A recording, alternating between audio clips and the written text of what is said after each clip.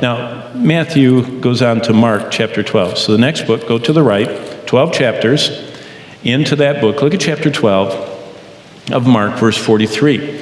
And this is fascinating. This is now Jesus with his disciples. They parked by the treasury. That's where everybody gave. They didn't take collections in the service. They had this big receptacle. In fact, Josephus tells us they were big like cornucopia, horns. They were brass, and they looked like a big funnel. And they went into this treasury of the temple. And all the people would go on pilgrimages, and they would come up and they would bring sometimes literally wheelbarrows full of money.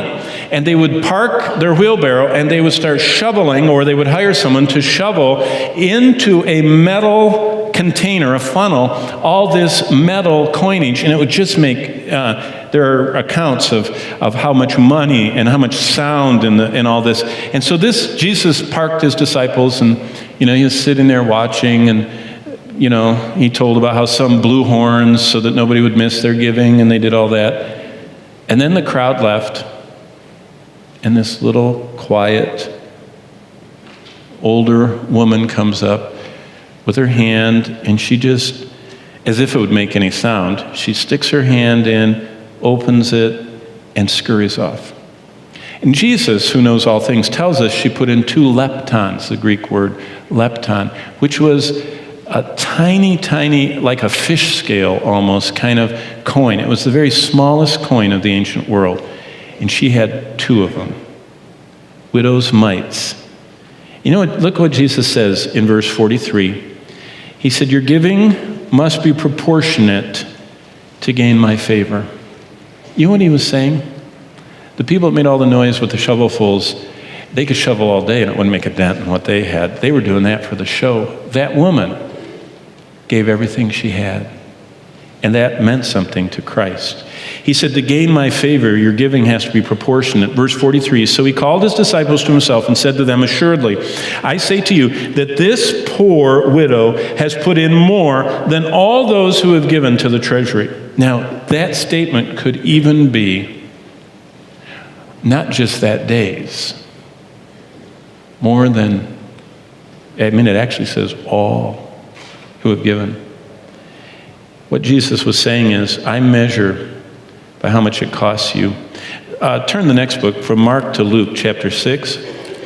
There are 2 of them in the 6th chapter. And here's the 4th simple truth about money Jesus gives in Luke 6 and verse 35. Jesus said, selfishness ruins giving. Now, it's a negative example. And what Jesus is saying is, love your enemies, do good, and lend to your enemies. The context is a negative one. It's talking about people that don't like us. Now, it's even harder that way, but how much more people that like us? But look what he says. Love your enemies, do good, and lend, hoping for nothing in return. Jesus said, selfishness ruins giving.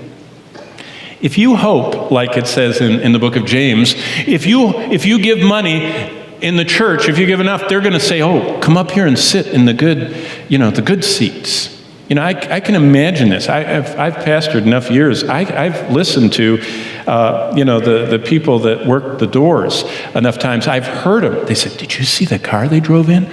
I think that thing has heated handles. Look at this black. That's a big, wonder where they're going to sit, And we all are impressed by wealth. In the book of James, it says that they went beyond that. They put them down front because they were so crusty with gold. But the poor people that didn't have anything to give, they didn't even give them a chair. Jesus says, selfishness ruins giving. If you hope for something in return, you lose. But if you hope for nothing in return, if you selflessly give, look at the rest of verse 35, your reward will be great. And you will be sons of the Most High, because he's kind to the unthankful and the evil. How much more will he be to us who selflessly sacrifice to him?